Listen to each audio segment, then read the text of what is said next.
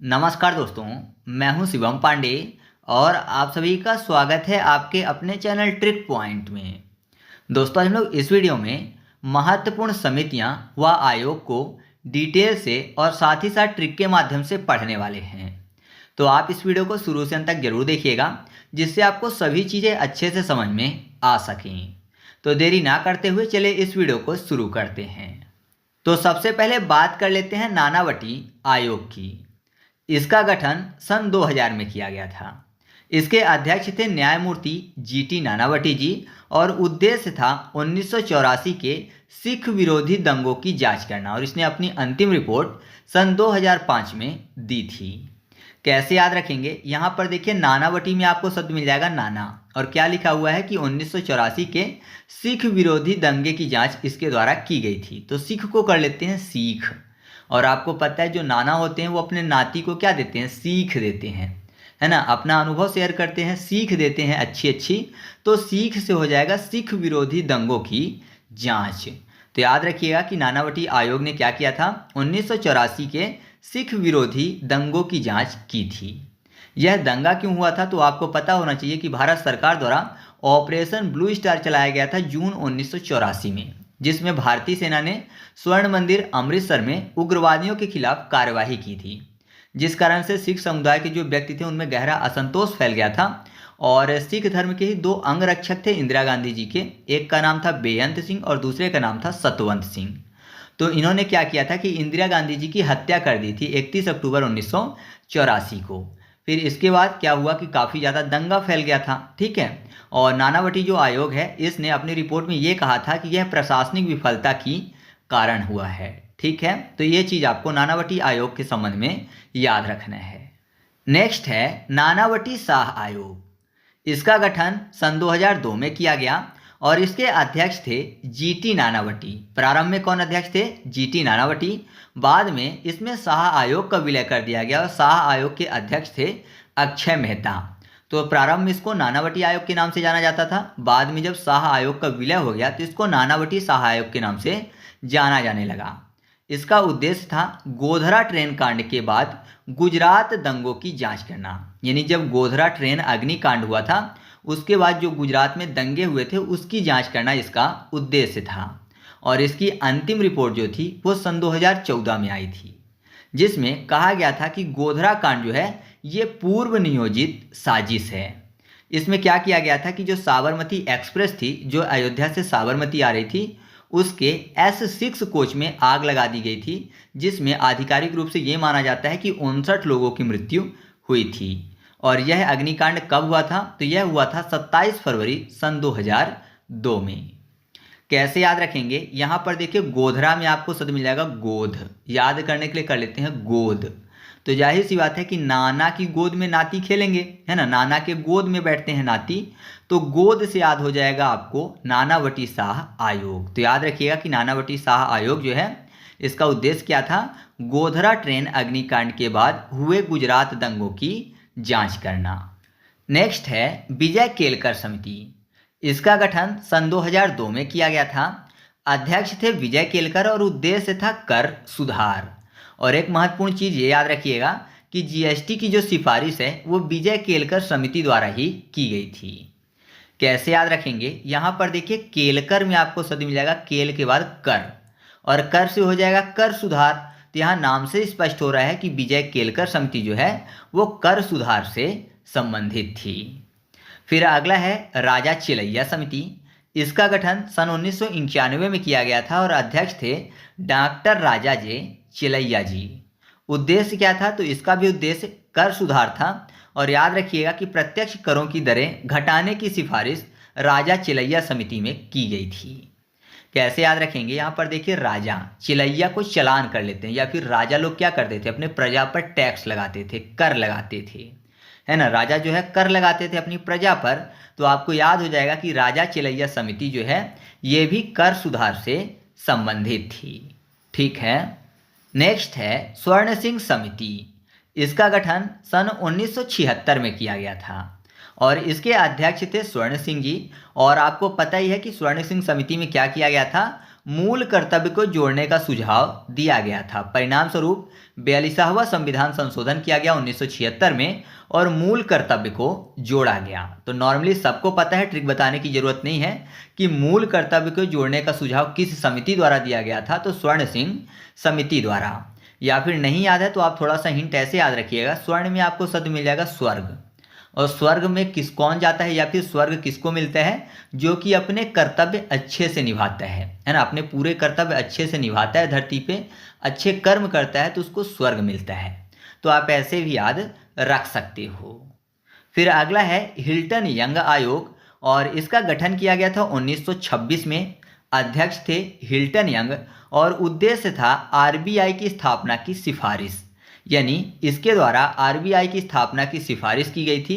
तत्पश्चात आरबीआई की जो स्थापना है 1 अप्रैल 1935 को की गई थी।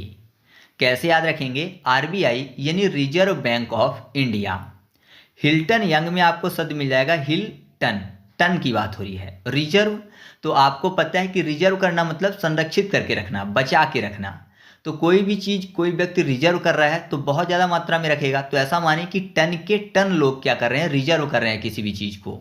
तो टन से हो जाएगा हिल्टन यंग आयोग। तो हिल्टन यंग आयोग ने किस चीज़ की सिफारिश की थी, आरबीआई की स्थापना की सिफारिश की थी, और बाद में आरबीआई की स्थापना जो है 1 अप्रैल 1935 को कर दी गई थी।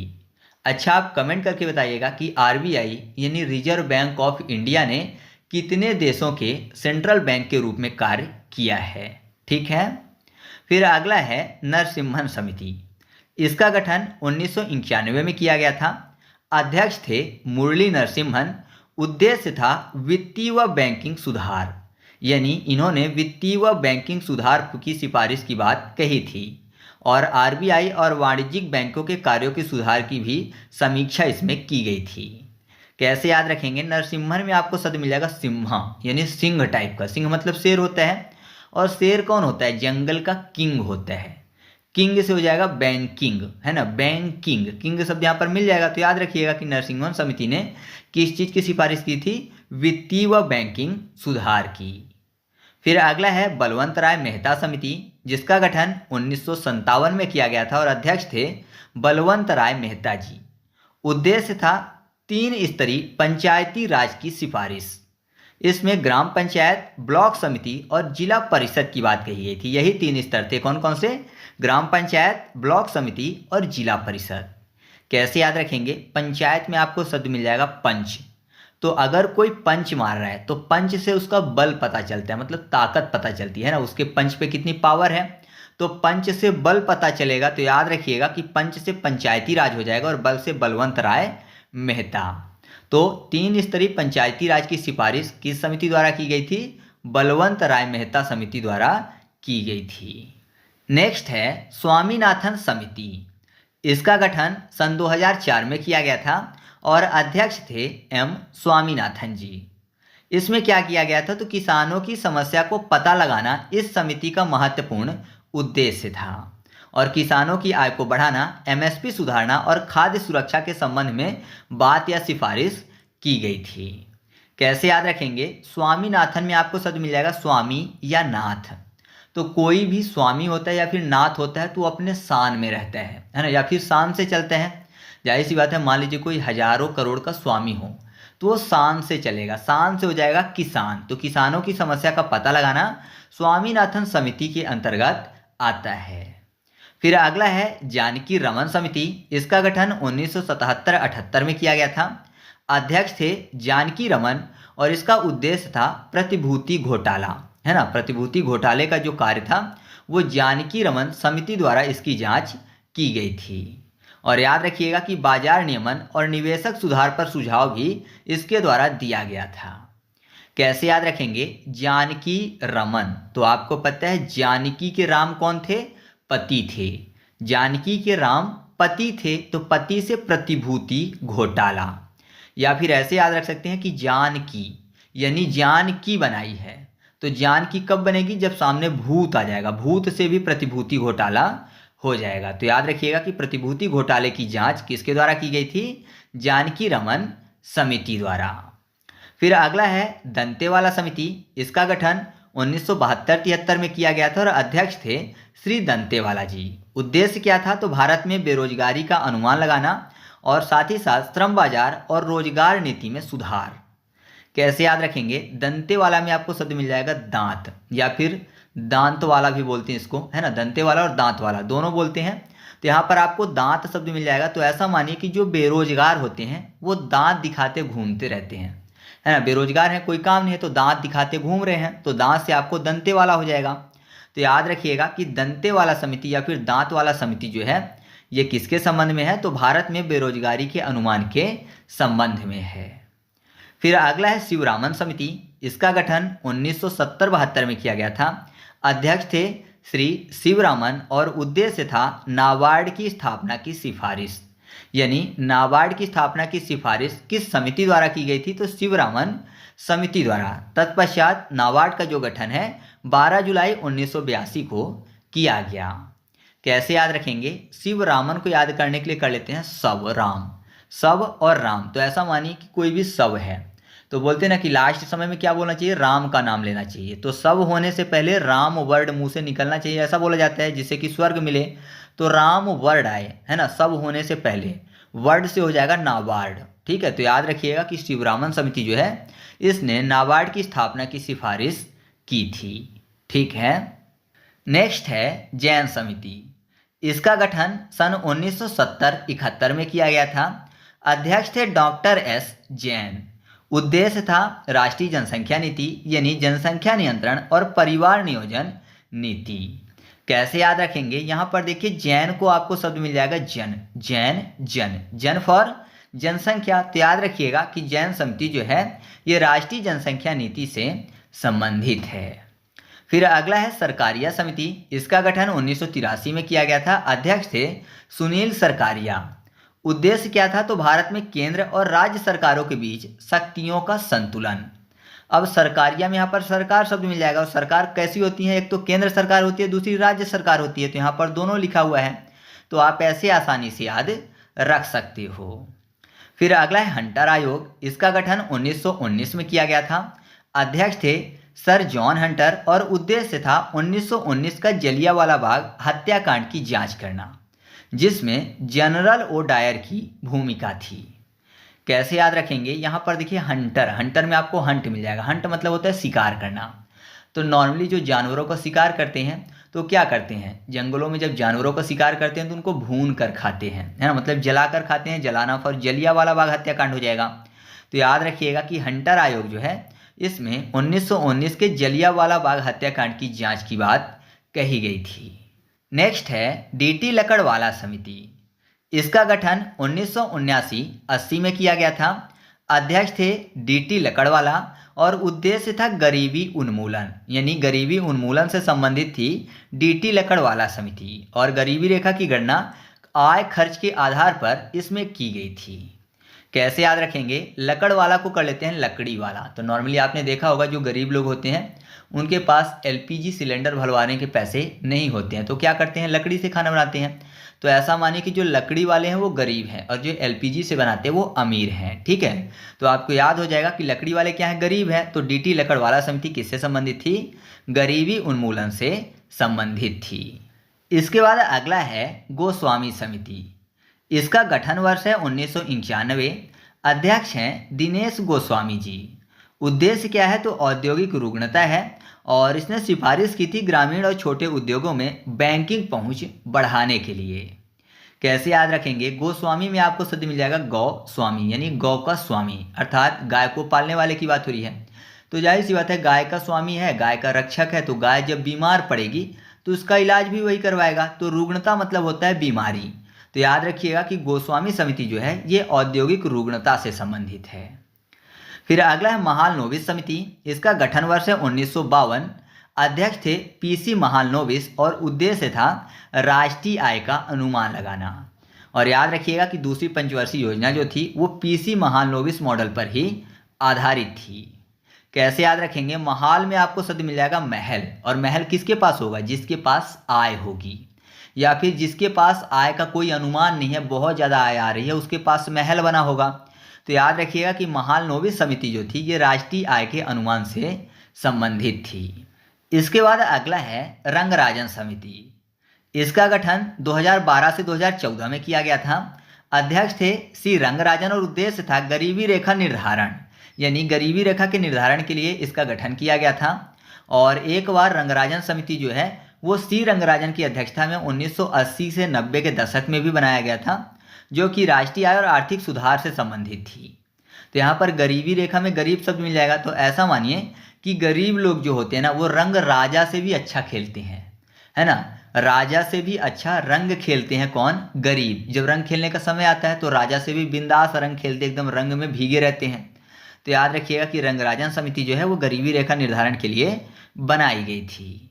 इसके बाद अगला है भूरेलाल समिति। इसका गठन वर्ष है 1998 और अध्यक्ष है भूरेलाल। उद्देश्य क्या था? तो मोटर वाहन करों की वृद्धि की सिफारिश इसका उद्देश्य था, मतलब किसने मोटर वाहन के करों की वृद्धि की सिफारिश की थी। दिल्ली एनसीआर में बढ़ते वायु प्रदूषण की समस्या का अध्ययन करने के बाद यह सिफारिश भूरेलाल समिति द्वारा की गई थी।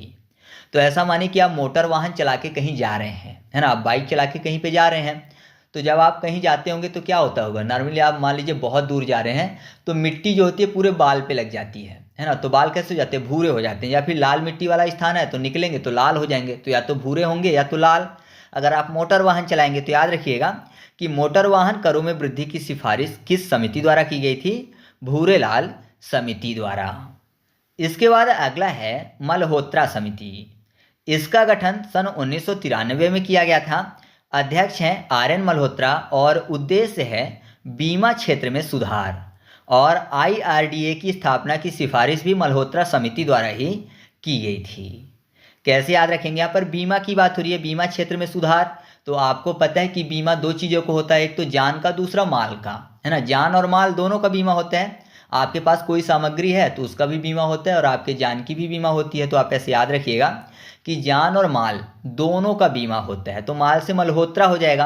तो मल्होत्रा समिति जो है ये बीमा क्षेत्र के सुधार से संबंधित है। फिर अगला है खुसरो समिति। इसका गठन 1989 में किया गया था। अध्यक्ष थे A.M. खुसरो और उद्देश्य था कृषि साख, यानी किसानों को मिलने वाले संस्थागत ऋण को सुधारने की सिफारिश खुसरो समिति द्वारा की गई थी। तो यहाँ पर देखिए खुसरो को खसरा कर लेते हैं।